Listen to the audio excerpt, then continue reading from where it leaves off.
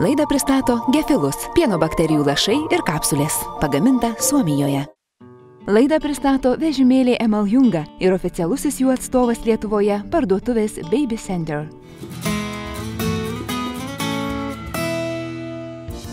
Visą savaitę jums žadėjome reportažą, kaip mažylių maitinimą, kartais tampančių tėveliams tikrų išbandymų, paversti žaidimu ir ne bet kokiu, o lavinančiu. Kai kas tai padarė už mus. Pasižiūrėkime ir galbūt pritaikysime.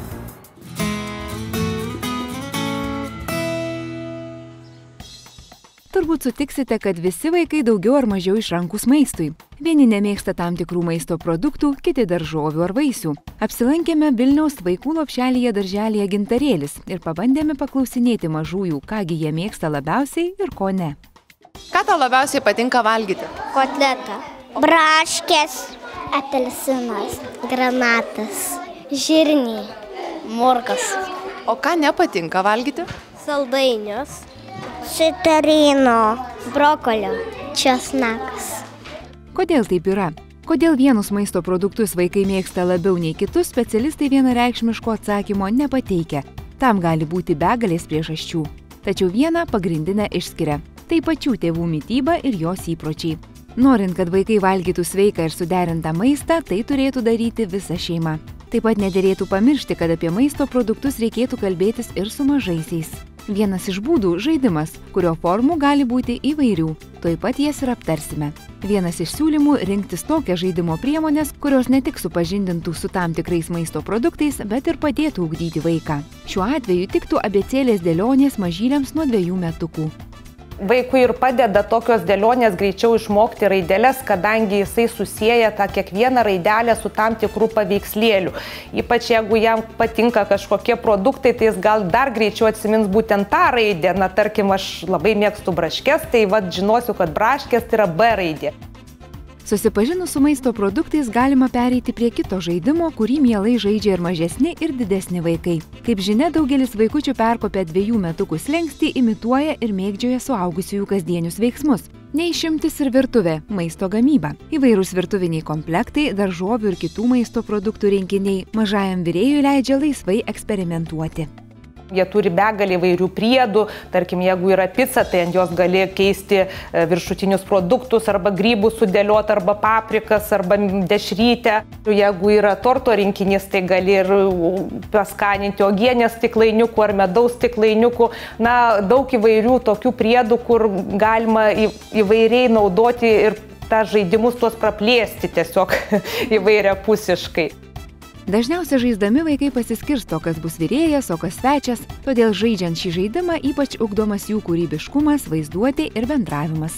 Tuo pačiu lavėja ir motoriniai gebėjimai, geriau pažįstami ir maisto produktai. Tačiau renkantis tokio pobūdžio žaislus reikėtų atkreipti dėmesį ir į jų funkcionalumą bei kokybę, kad vaikai su jais galėtų žaisti kuo ilgiau ir išradingiau.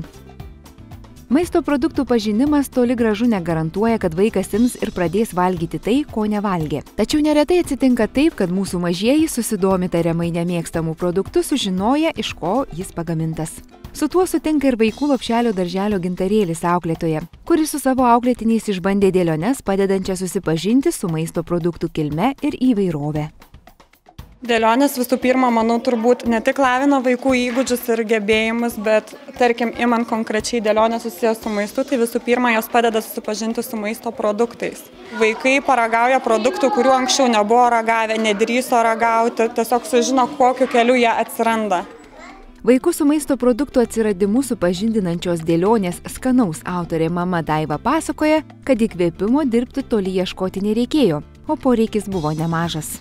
Ta mintis kilo tiesiog natūraliai, kaip ir kuriant kitas dėlionės, nes kiek man teko susidurti, nieko nesuradom žaidimų tarpe, kas galėtų paaiškinti vaikui, iš kur atsiranda tam tikri maisto produktai. Kaip šeimoje tikrai atsiranda tokių problemų, kad aš pomidorų nevalgau, bet noriu pomidorų padažų ar tomatų, kaip liaudiškai, ar nesakant. Tai sakau, tai tomatai padaryti iš pomidorų. Oi, tikrai, sako, negali būti. Mamos Daivos kurta dėlionė gero apetito susideda iš 16 puodynių. Kiekviena jų sudaro 7 dalys, kurias vaikai nesunkiai suranda. o sudėliota puodynė atskleidžia maisto kelią link mūsų stalo. Nors ši dėlionė skirta vaikams nuo 3 metų, mažieji gali dėlioti ją savarankiškai, tiesa padedami suaugusiųjų, kaip ir dėliojant įprastas dėliones, priduria dėlionių autorė. Suaugusiųjų paaiškinimai būtini lavinant ir plečiant vaiko žinias.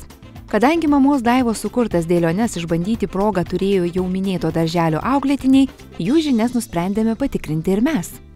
Sakyk, ar žinai, iš kur atsiranda varškė? Iš pieno padaro. Iš kur atsiranda uogienė? Iš uogų. Iš kur atsiranda pomidorų padažas? Sutrina pomidorus. Iš kur atsiranda šokoladas? Iš kakavų. Vaikų žinios pagirtinos ir labai džiugina. Tokie žaidimai be abejonės lavina mūsų mažuosius, suteikia naujų žinių ir noro pasmalsauti bei paragauti to, ko dar neragavę. Nuo mes, baigdami reportažą, tikimės, kad šie patarimai ir žaidimai jūsų vaikui bus ne tik įdomus, bet ir naudingi. Taigi skanaus ir gero apetito.